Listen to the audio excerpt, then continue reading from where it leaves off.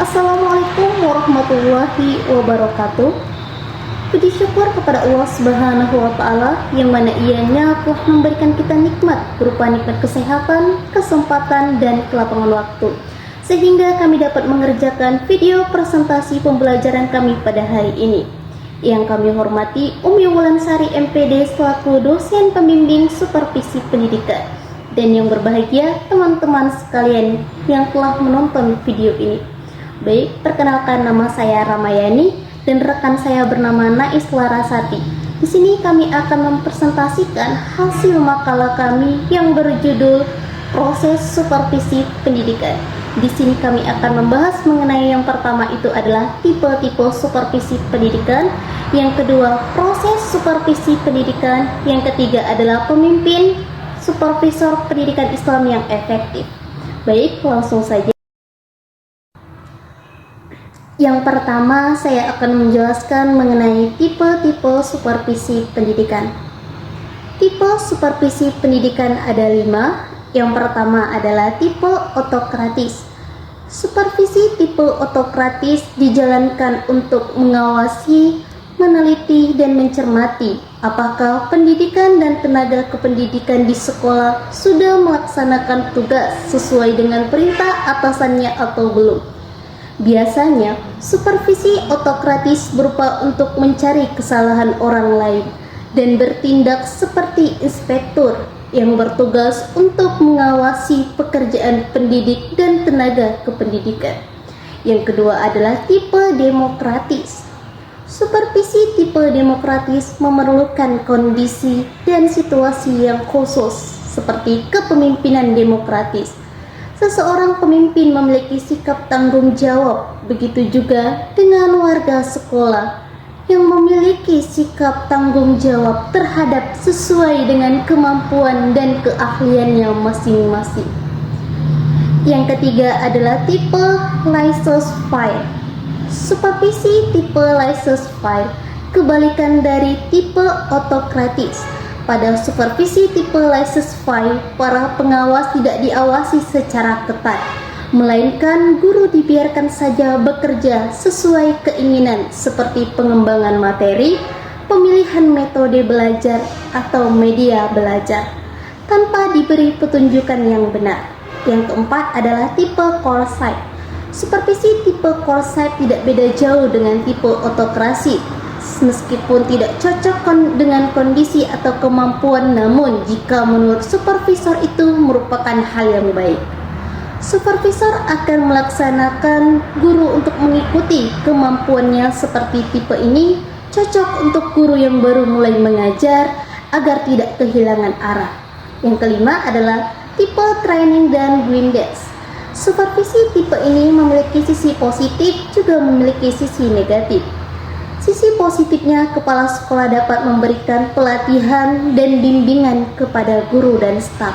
Namun, sisi negatifnya kurang adanya kepercayaan pada guru dan staf bahwa mereka mampu mengembangkan diri tanpa selalu diawasi, dilatih, dan dibimbing oleh atasannya.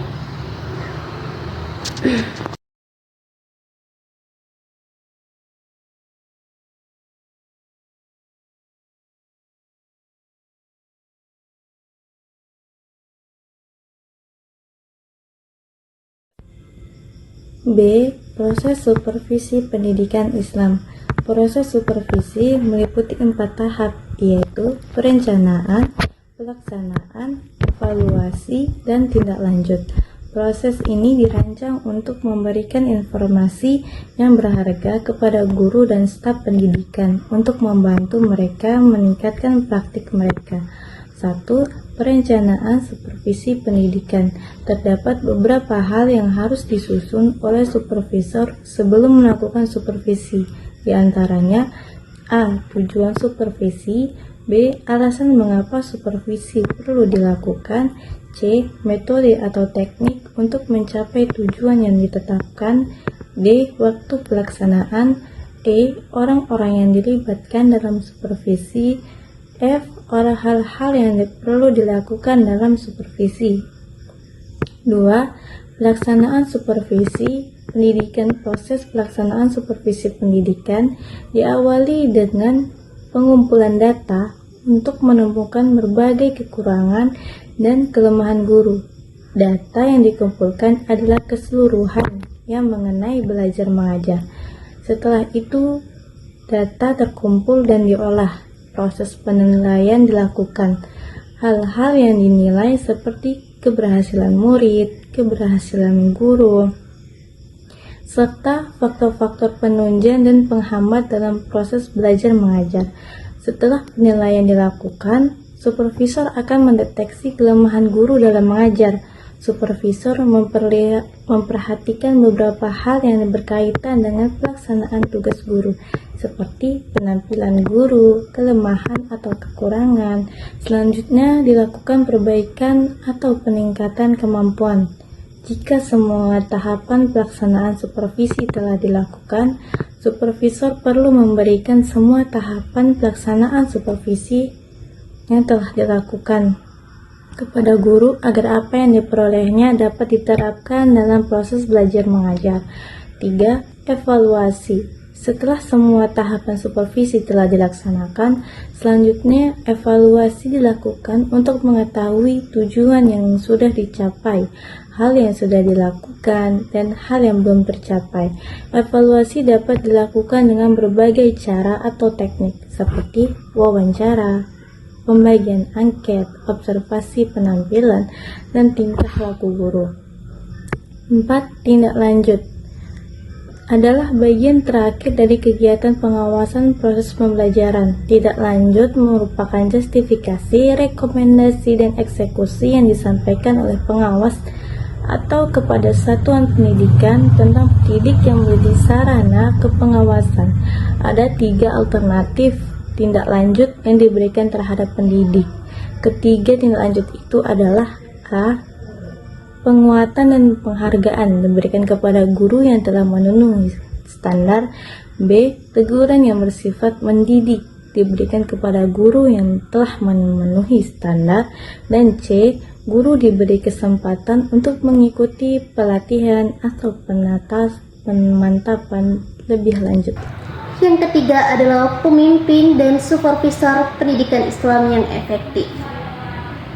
Besarnya seorang pemimpin di lembaga pendidikan memang sangat dimaklumi, sebab dapat memajukan atau membawa perubahan yang baik atau menggagalkan rencana, memperbaiki atau merusak rencana yang telah diterapkan, sehingga tidak mengherankan semua program yang telah disusun rapi menghasilkan kekecewaan atau tidak efektif.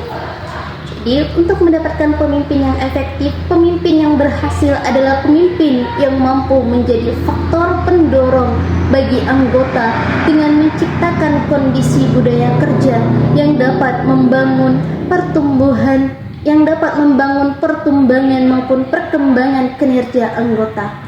Peran seorang pemimpin mampu memberikan pengarahan dan tujuan yang akan dicapai sesuai dengan visi dan misi suatu lembaga pendidikan.